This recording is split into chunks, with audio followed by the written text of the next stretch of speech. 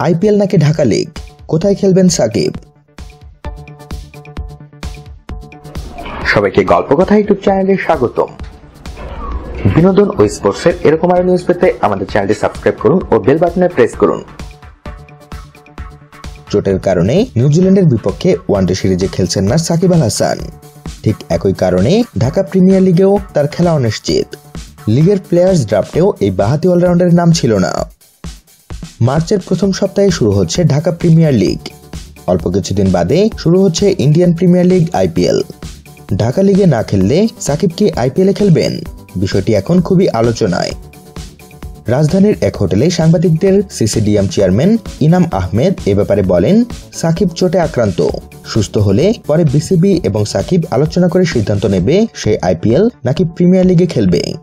বিষয়টি সিসিডিএম এর হাতে নেই। সিদ্ধান্তটা মূলত বিসিবি এবং জাতীয় দলের ফিজিও কোচিং স্টাফদের। আর সাকিবের ব্যাপারে বিসিবি সভাপতি সম্প্রতি সাংবাদিকদের বলেন, বিশ্বকাপ মাথায় রেখে মুস্তাফিজকে আইপিএল খেলার অনুমতি দেওয়া হয়নি। সাকিবকে নিয়ে কথা হচ্ছে, দেখতে হবে সে কি চায়। এদিকে আগামী 8 মার্চ শুরু হচ্ছে ঢাকা প্রিমিয়ার লিগ, আর ইন্ডিয়ান প্রিমিয়ার লিগ আইপিএল শুরু হওয়ার কথা 23 মার্চ। সাকিব কোন আসরে খেলেন সেটি এখন দেখার।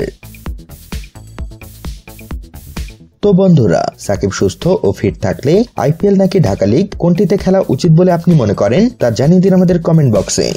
সবশেষে ভিডিওটিতে লাইক ও শেয়ার দিয়ে আমাদের সাথে থাকুন। ধন্যবাদ।